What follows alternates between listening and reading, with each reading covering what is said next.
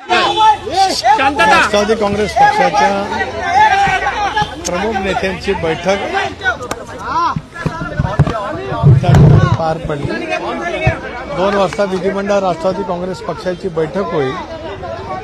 त्यामध्ये जी औपचारिकता आहे ती त्या ठिकाणी पार पाडली जाईल। जनतेची भावना या लक्षामध्ये घेता सुनेत्राबाई पवार यांची निवड त्या ठिकाणी अपेक्षित आहे। ते झाल्याच्या नंतर विधिमंडळ राष्ट्रवादी काँग्रेस पक्षाचं एक जे अधिकृत पत्र आहे प्रदेशाध्यक्ष म्हणून ते देण्यासाठी आम्ही सर्व वरिष्ठ सहकारी माननीय मुख्यमंत्री महोदयांची भेट घेऊ आणि मग त्यानंतर बाकीचं मुख्यमंत्री महोदय त्या संदर्भातला निर्णय त्या ठिकाणी घेतील। एक बात, राष्ट्रवादी काँग्रेस पक्षाच्या वतीने आमचे नेते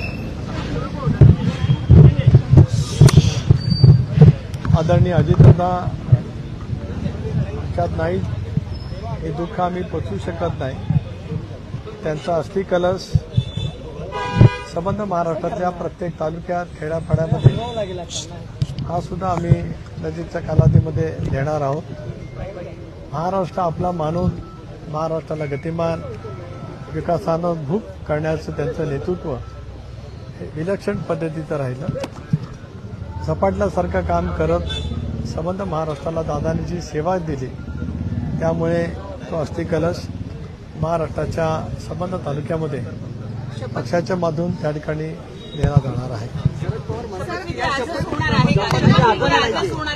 एक भाग असा आहे की मी आज एक व्हिडिओ पाहिला, त्या व्हिडिओमध्ये जे बैठक दाखवलेली आहे त्यानंतर आपल्याला सर्वांनाच विदित असेल की ज्यावेळेला कृषी प्रदर्शन बारामती येथे त्या ठिकाणी झालं त्याच वेळेला ती चहापानासाठी बैठक झाली आणि त्यानंतर दस्तूर खुद्द आदरणीय अजितदादाने एक पत्रकार परिषद घेतली होती आणि त्या पत्रकार परिषदेमध्ये स्थानिक स्वराज्य संस्थांच्या निवडणुका ज्या आता होत आहेत त्या संदर्भामध्ये चर्चा झाली अशी स्पष्टपणाचा खुलासा किंवा माहिती पत्रकारांशी संवाद करत असतानाच आदरणीय अजितदादांनी त्या ठिकाणी केलेली होती। हे आपल्याला सर्वांनाच ते विदित त्या ठिकाणी आहे। सर, स्वतः शरद पवारांनी सांगितलं होतं की दोन्ही राष्ट्रवादी स्वतः शरद पवारांनी सांगितलं होतं की दोन्ही राष्ट्रवादीचं विलिनीकरण जे आहे ते होणार होतं। 12 तारखेला घोषणा पण होणार होती। पूर्ण कल्पना होती। एक भाग असा आहे की त्या दिवशी जी चर्चा झाली त्याच्याबद्दलची स्वतः माहिती आदरणीय अजितदादांनी त्या ठिकाणी पत्रकार परिषद घेऊन बारामतीमध्ये त्या ठिकाणी दिलेली आहे।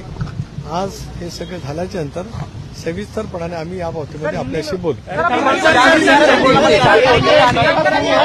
पण ज्या पद्धतीने सगळ्या घडामोडी घडतात आहे, ज्या पद्धतीने सगळ्या घडामोडी घडतात आहे त्यामध्ये तुम्ही प्रामुख्याने सुनील तटकरे आणि प्रफुल्ल पटेल यांच्यावर देखील टीका होताना पाहायला मिळते।